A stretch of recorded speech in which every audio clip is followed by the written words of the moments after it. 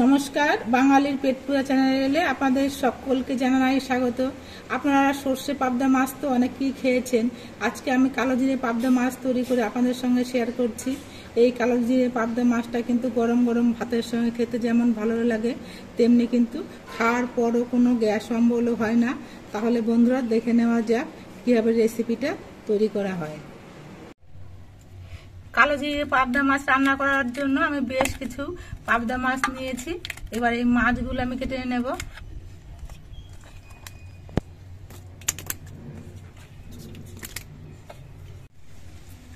পাবদা মাছ কিন্তু কাটতে একদমই সময় লাগে না। এই মাছের গায়ে কিন্তু কোনো আঁশ নেই, এই দু সাইডে দুটো কাটা থাকে, এই কাটাটা কাটতে হবে, লেজটা কাটতে হবে, আর মুখের দিকে দাঁড়ির মতো অংশ থাকে, এটা কেটে বাদ দিতে হবে। আর এইভাবে করে পেটটাও কেটে নিতে হবে। এইভাবেই কিন্তু আমি সবগুলো মাছ কেটে নিচ্ছি।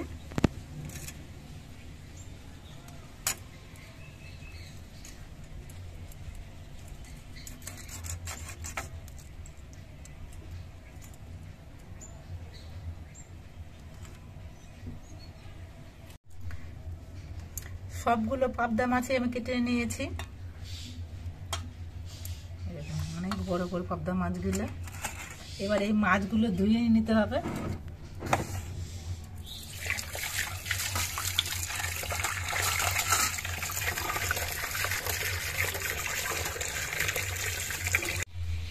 মাছগুলো ধোয়ার সময় আমি 1 চামচ নুন মাখিয়ে নিয়ে ধোবো, তাহলে মাছগুলো কিন্তু খুব সুন্দরভাবে পরিষ্কার হয়। মাছের মধ্যে যে বীজের ভাবটা থাকে সেটাও বেশ ভালো মতো কেটে যায়। মাছগুলো ধুয়ে পরিষ্কার করে নেওয়ার পর মাছের মধ্যে নুন আর হলুদ মাখিয়ে নিচ্ছি। আর পাবদা মাছ ভাজার সময় কিন্তু অনেক সময়ই ফোটে, এই জন্য একটুখানি কাঁচা সর্ষের তেল মাখিয়ে নিচ্ছি।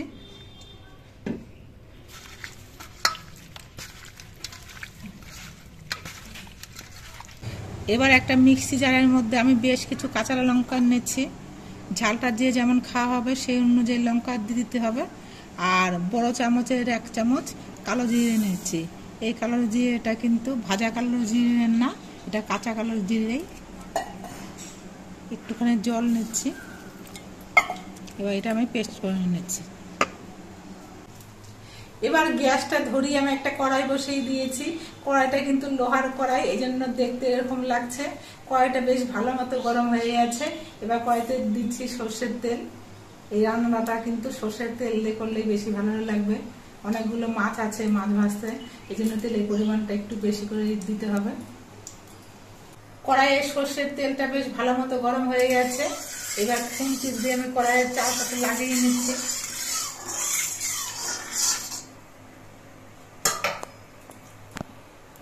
এবার মাছগুলো আমি ভেজে নেব। মাছগুলো যাতে খুব ভালো মতো ভাজা হয় তার জন্য আমি একটুখানি তেলের পরিমাণটা বেশি দিয়েছিলাম। তো তেলের মধ্যে মাছগুলো দেওয়ার পর মাছগুলো অনেকটাই ফুটে উঠছিল। আমি কাঁচা সর্ষের তেল মাখিয়ে নিয়েছিলাম, তাও মাছগুলো ফুটছিল।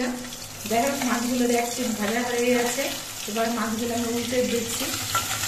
মাছগুলো ভাজার সময় অনেকটাই তেল ফুটে ফুটে আসছে, এই জন্য আমি ঢেকে দিচ্ছি।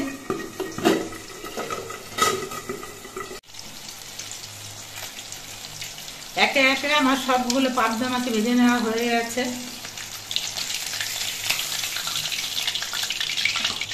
মাছগুলো ভাজার জন্য তেলের পরিমাণটা আমি একটু বেশি দিয়েছিলাম। এতটা তেল লাগবে না মাছটা রান্না করার জন্য, এই জন্য এখান থেকে 2 হাতা তেল আমি তুলে রাখছি। তেলটা বেশি করে দিয়ে ভাজার সময় কিন্তু মাছগুলো অনেক ফুটছিল, এই জন্য আপনারা মাছগুলো ভাজার সময় কিন্তু অল্প তেল দিয়েই ভাজবেন। কারণ আমি অন্যান্য সময় অল্প তেল দিয়ে ভাজি, এতটা ফুটে না। আজ তেল বেশি দিয়েছি বলে হয়তো এতটা ফুটেছে। এবার এই তেলের মধ্যে দিচ্ছি অল্প করে একটু কালো জিরে। কালো জিরেটা ভাজা হয়ে যাওয়ার পর এর মধ্যে দিচ্ছি 4টে চেরা কাঁচা লঙ্কা,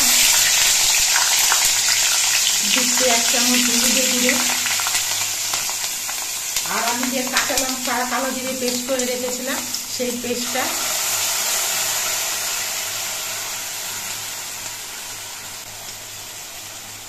এবার এগুলো একটুখানি সময় নাড়াচাড়া করে কষিয়ে নিতে হবে।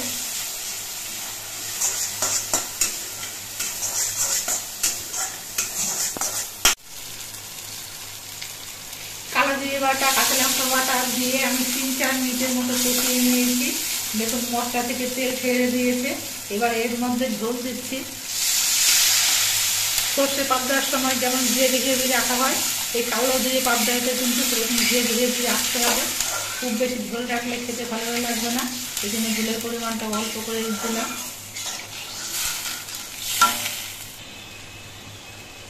এবারে এই ঝোলের মধ্যে দিয়ে দিচ্ছি পরিমাণ মতো নুন। নুনটা দিয়ে ঝোলটা নেড়ে চেড়ে মিশিয়ে ঝোলটা কিছুক্ষণ ফুটিয়ে নিতে হবে। ঝোলটা আমি 2-3 মিনিটের মতো ফুটিয়ে নিয়েছি। এবার এর মধ্যে ভেজে রাখা মাছগুলো দিচ্ছি। এই কালো জিরে পাবদা রান্না করতেও কিন্তু একদম সময় লাগে না, খুব অল্প সময়ের মধ্যে কিন্তু রান্না হয়ে যায়। কিন্তু এই রেসিপিটা খেতে কিন্তু বন্ধুরা ভীষণ ভালো হয়।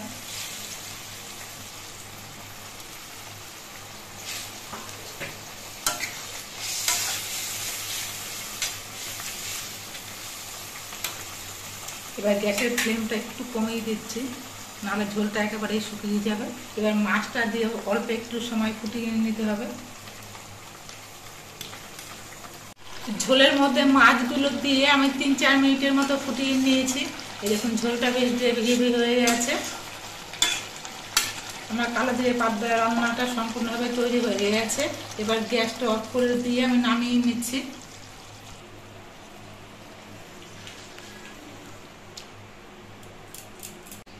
আপনারা দেখতে পেলেন আমি কিভাবে কালো জিরে পাবদাটা রান্না করলাম। এইভাবে কালো জিরে পাবদা রান্না করলে খেতে কিন্তু বন্ধুরা ভীষণ ভালো হয়। আপনারা যদি তৈরি করে খেয়ে থাকেন তাহলে তো এর স্বাদ জানেনই, আর যদি না খেয়ে থাকেন অবশ্যই আপনারা একদিন তৈরি করে খেয়ে দেখবেন। আশা করছি আপনাদের খেতে কিন্তু ভীষণ ভালো লাগবে। আর আমাদের ভিডিওটা আপনাদের কেমন লাগলো কমেন্ট করে জানাবেন।